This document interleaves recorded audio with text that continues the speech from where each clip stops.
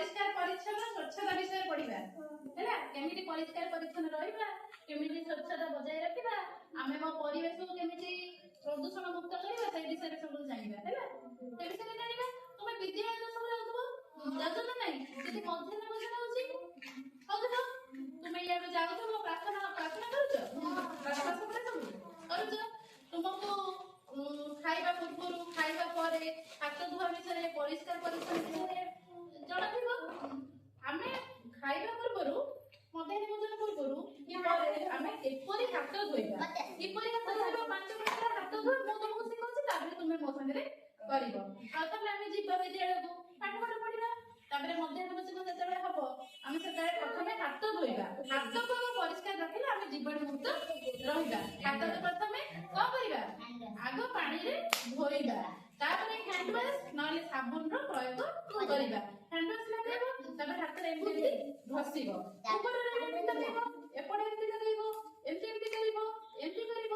ହାତ ପରିଷ୍କାର ହେଲେ ପୁରା ସେଥିରୁ ସବୁ କଣ ମଇଳା ସଫା ହେଲେ ହେଲା, ତାପରେ ତୁମେ ଟ୍ୟାପରେ ହାତ ଧୋଇବ।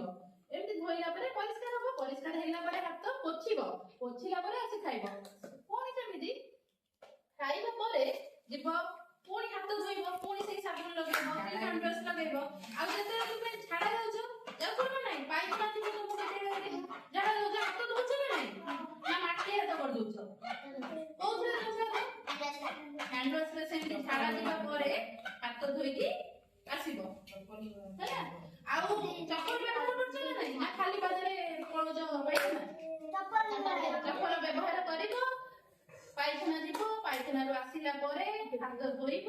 ଖାଦ୍ୟ ପୂର୍ବରୁ ହାତ ଧୋଇବ, ଖାଦ୍ୟ ପରେ ହାତ ଧୋଇବ। ମନେ ରହିଲା? କେମିତି ହାତ ଧୋଇବ?